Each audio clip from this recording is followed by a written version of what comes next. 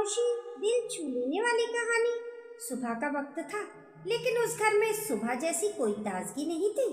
खिड़की से आती धूप जरूर फर्श पर गिर रही थी, पर उन किरणों में भी कोई गर्माहट नहीं थी।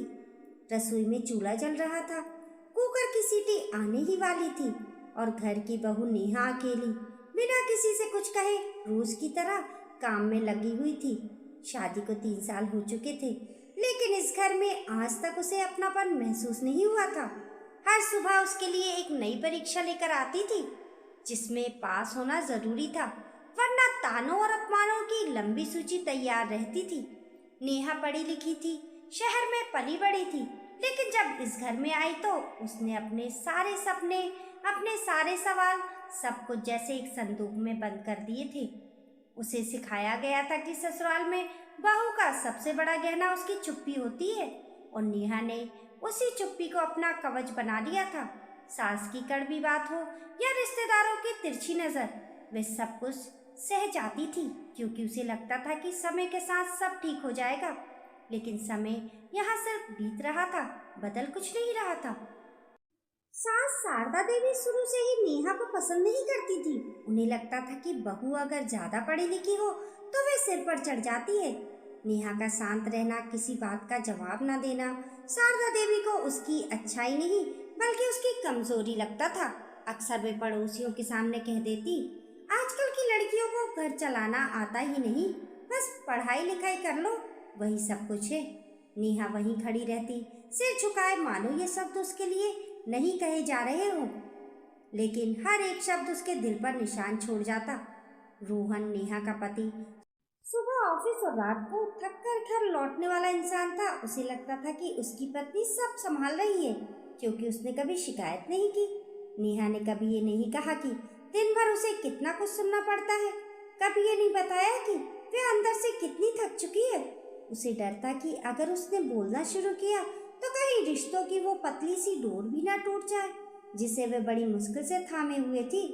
इसलिए वे हर दिन खुद को समझाती, थोड़ा और सह लो, सब ठीक हो जाएगा। दिन बीतते गए, लेकिन हालात और ज्यादा भारी होते गए। सास की हर बात में ताना, हर काम में कमी, हर कोशिश में दोष निकालना जैसे रोज का नियम बन गया था। अगर दाल पतली हो गई तो नेहा अनाड़ी थी, अगर रोटी जरा सी मोटी हो गई तो मायके की परवरिश पर सवाल उठने लगे। कभी कभी नेहा रात को अपने कमरे में आकर चुपचाप रोती थी, तकिए में मुंह छुपाकर, ताकि उसकी सिसकियां किसी को सुनाई ना दे। उसे अपने आंसू भी इस घर में बेवजह लगते थे। उस दिन कुछ ज्यादा ही काम था। अगले दिन किसी रिश्तेदार का आना तय था और सास ने सुबह से ही फरमान सुना दिया था कि घर चमकना चाहिए। नेहा बिना कुछ कहे जुट गई। झाड़ू, पोछा, बर्तन, सब्जी, दाल, मिठाई, सब कुछ अकेले। दोपहर होते होते उसके हाथ कांपने लगे, सिर भारी हो गया, आंखों के आगे अंधेरा छा गया।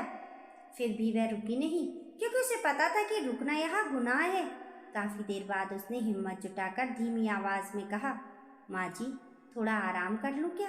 तबीयत ठीक नहीं लग रही है। उसकी आवाज में कोई शिकायत नहीं थी, बस थकान थी। उम्मीद थी कि शायद आज थोड़ी इंसानियत दिखेगी, लेकिन शारदा देवी की आंखों में उस वक्त सिर्फ गुस्सा था। उन्होंने नेहा को ऊपर से नीचे तक देखा, जैसे वह कोई बेकार चीज हो, और कठोर आवाज में बोली, अगर इतना ही आराम चाहिए तो मायके चली जा, यहाँ कोई तुम्हें पालने नहीं बैठा है। काम नहीं कर सकती तो इस घर में रहने का हक भी नहीं। ये शब्द किसी थप्पड़ से कम नहीं थे। नेहा कुछ पल वहीं खड़ी रह गई। उसके कानों में आवाज गूंजती रही, दिल तेज तेज धड़कने लगा। वे कुछ कहना चाहती थी, बहुत कुछ कहना चाहती थी, लेकिन शब्द जैसे गले में अटक गए। आखिरकार उसने बस इतना कहा, माँ जी, मैं इस घर की बहू हूँ। पर उसकी बात अधूरी ही रह गई। बस बहुत हो गया। सास की आवाज और ऊंची हो गई, अभी के अभी मेरे घर से निकल जाओ। ना काम की हो ना अकल की। नेहा ने कोई जवाब नहीं दिया। शायद उसके पास अब देने के लिए कुछ बचा ही नहीं था। वे धीरे धीरे अपने कमरे में गई। कमरे की दीवारें, जो कभी उसे अपना लगती थी, आज अजनबी सी लग रही थी। उसने अलमारी खोली, एक छोटा सा बैग निकाला और उसमें कुछ कपड़े रखे। माँ की दी हुई एक चेन और अपनी पुरानी डायरी, जिसमें उसके अधूरे ख्वाब और दबे हुए दर्द कैद थे।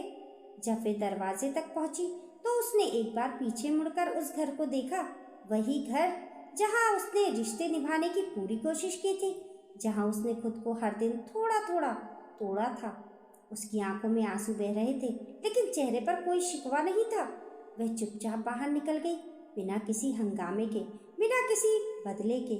उसे नहीं पता था कि आगे क्या होगा, कहाँ जाएगी, कैसे जिएगी, लेकिन इतना जरूर पता था कि आज उसने खुद को पूरी तरह टूटने से बचा लिया है।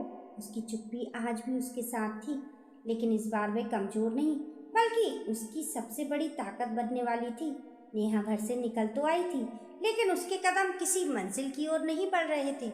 सड़क पर चलते हुए उसे लग रहा था जैसे शहर की हर आवाज उसके भीतर चल रही उथल पुथल को और तेज कर रही हो। लोग अपनी जिंदगी में व्यस्त थे, किसी को फर्क नहीं पड़ता था कि एक औरत अपने ससुराल से यूं चुपचाप निकल आई है। उसके पास ना कोई योजना थी, ना कोई शिकायत, बस एक अजीब सी थकान थी जो शरीर से ज्यादा मन पर हावी थी।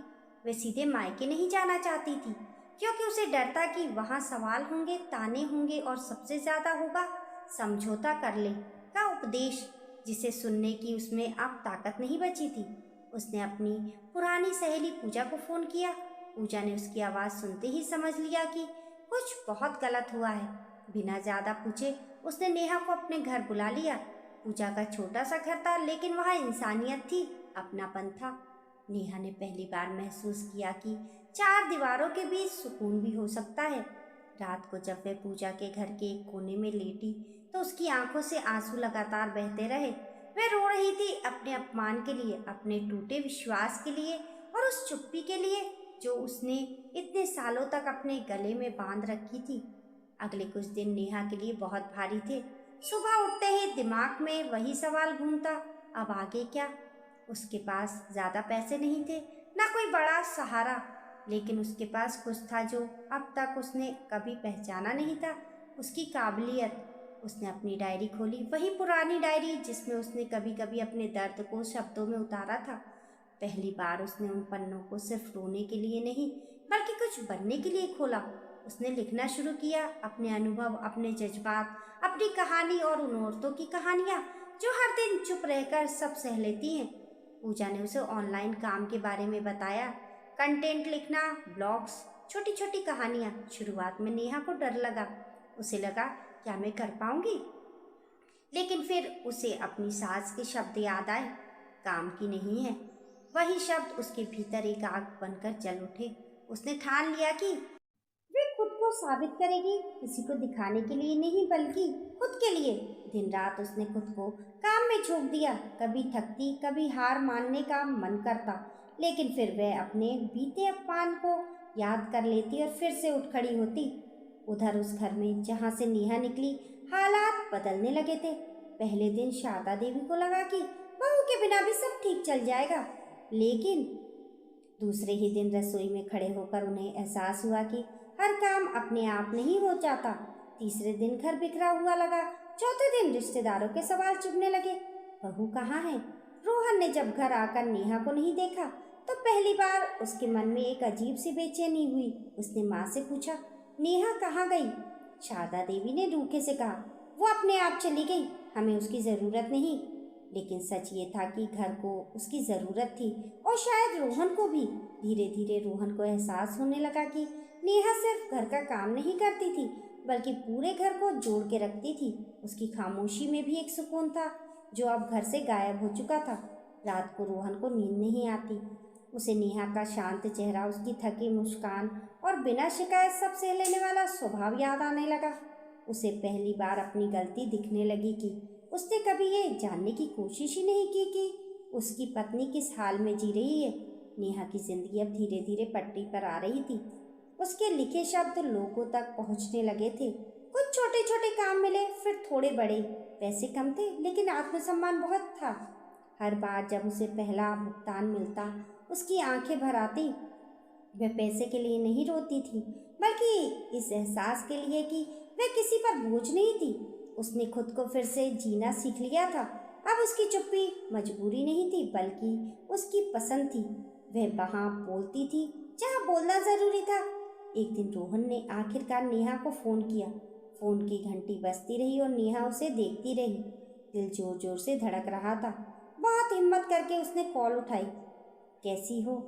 रोहन की आवाज़ में अपराध बोध साफ झलक रहा था। नेहा ने बस इतना कहा, ठीक हूँ। उस एक शब्द में उसकी पूरी बदलती हुई दुनिया छुपी थी। रोहन ने माफ़ी मांगनी चाही, बहुत कुछ कहना चाहा, लेकिन नेहा ने उसे रोक दिया।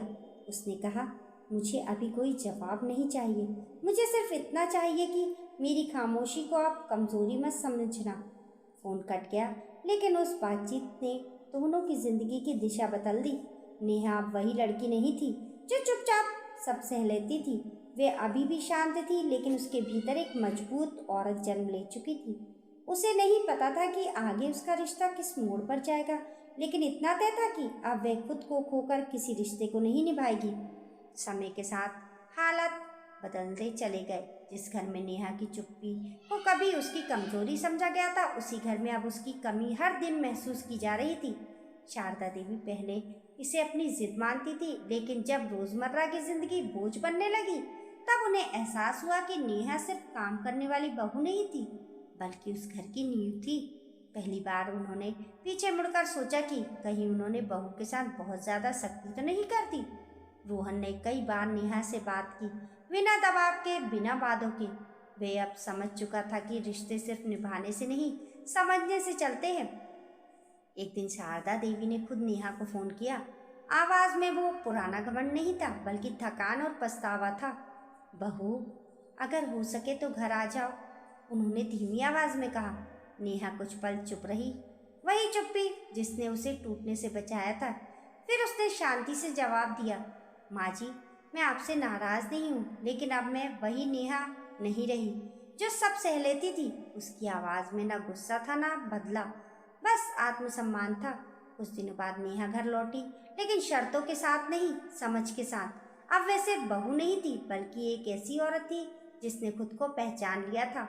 शारदा देवी ने भी सीख लिया था कि चुप रहने वाली औरत सबसे ज्यादा सहन शक्ति रखती है, लेकिन उसकी सीमा लांघना रिश्तों को तोड़ देता है।